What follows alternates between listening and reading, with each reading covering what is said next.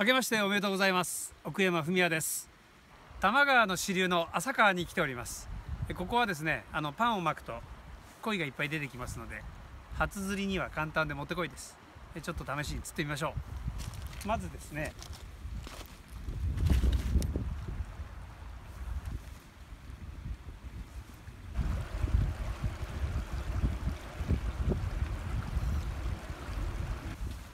出てきましたね。早速フェイントかけて食べないのもいますね。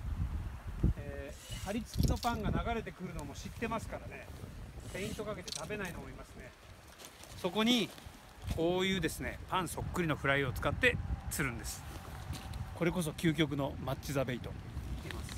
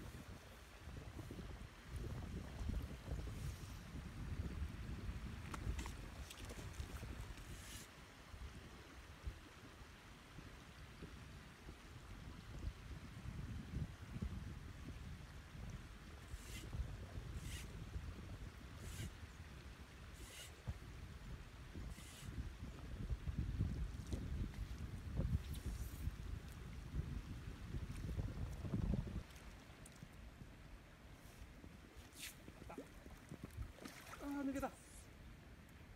外れちゃいました。